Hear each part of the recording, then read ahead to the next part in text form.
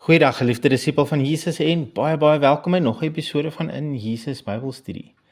Voor ons begin wil ek net vir jou baie dankie sê dat jy opgeteken is en dat jy die tyd uitgekoop het om na hierdie boodskap te luister. Ek en Ina waardeer jou so baie.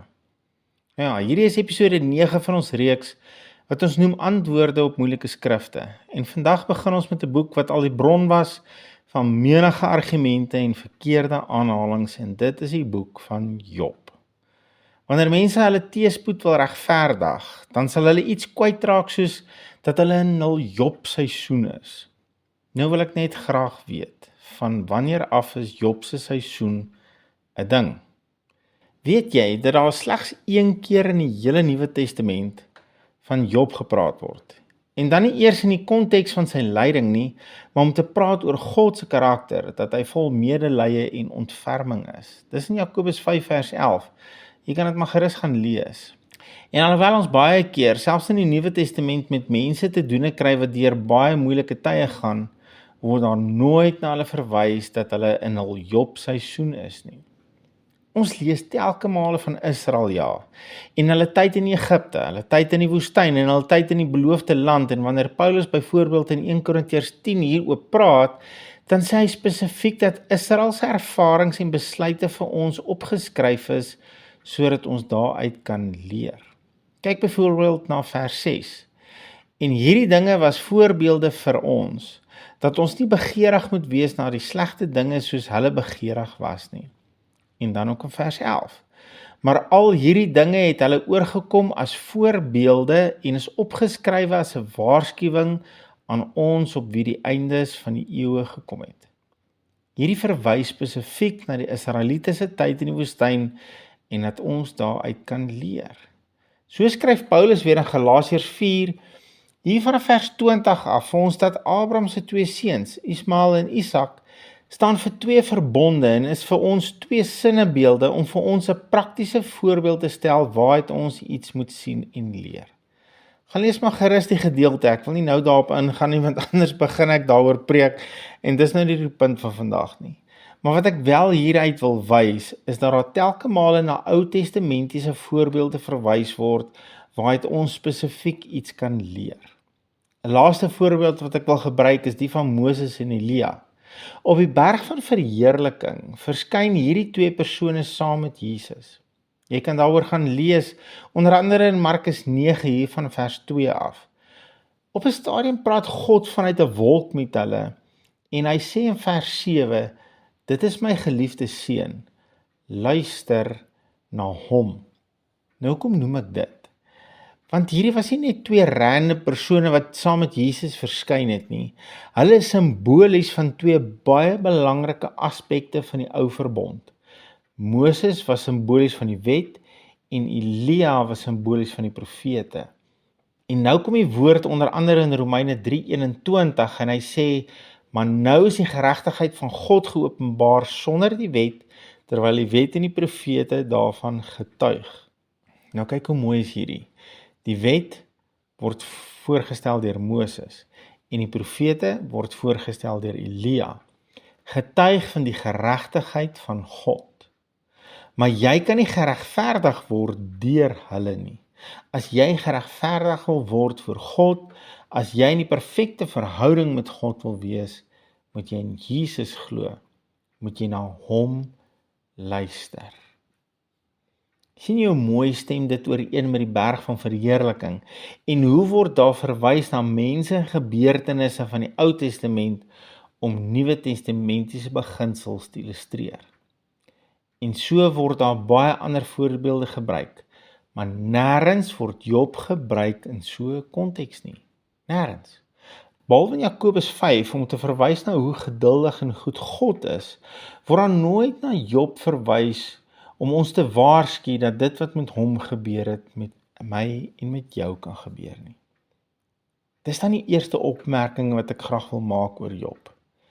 Die tweede opmerking wat ek oor hom wil maak, is sy verbond met God. Onder watter verbond het Job met God gestaan? Ons God is 'n verbondsgod en hy het homself nog altyd aan mense verbind deur beloftes en meer spesifiek deur verbonde. Selfs ek en jy, as wedergebore seuns van God, staan in 'n nuwe verbond met beter beloftes wat geseël is deur die bloed van Jesus. So onder watter verbond het Job gestaan?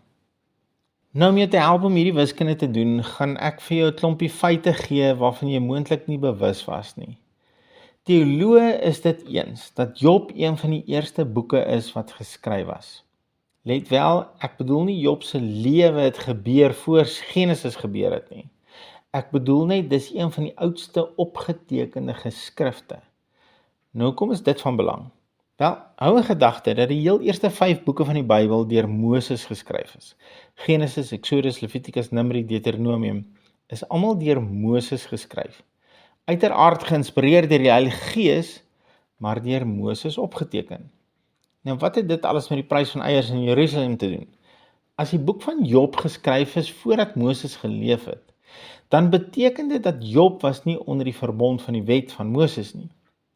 Dis selfs moontlik dat Job onder geen verbond was nie, want nêrens in al Job se gesprekke met sy vriende en al hulle kommentaar aan hom, word daar op een enkele stadium verwys na enige verbond met God nie.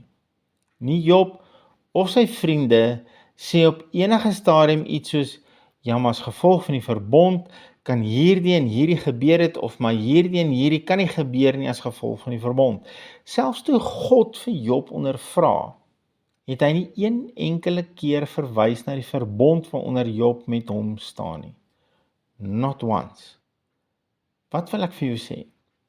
Die kans is baie goed dat Job onder geen verbond was nie.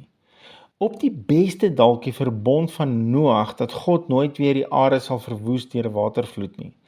Maar dis dit.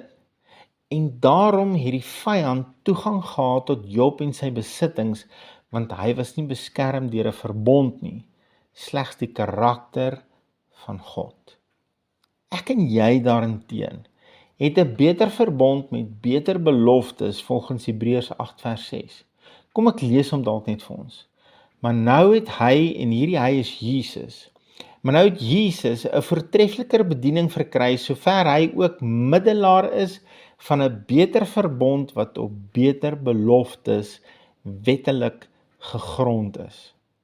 En dan sê Jesus, wanneer hy die nagmaal instel in Lukas 22:20, net so neem hy ook die beker na die maaltyd en sê, hierdie beker is die Nuwe Testament in my bloed, wat vir julle uitgestort word.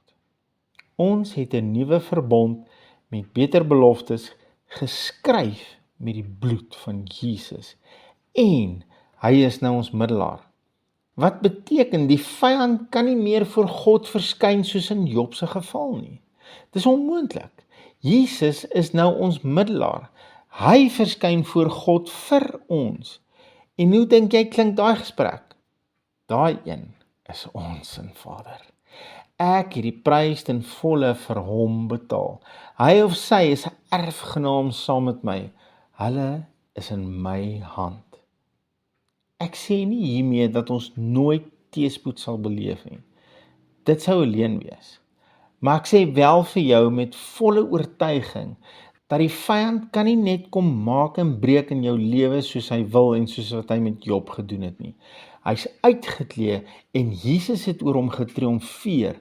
Hy is 'n nul. Hy het geen mag en autoriteit oor jou lewe nie.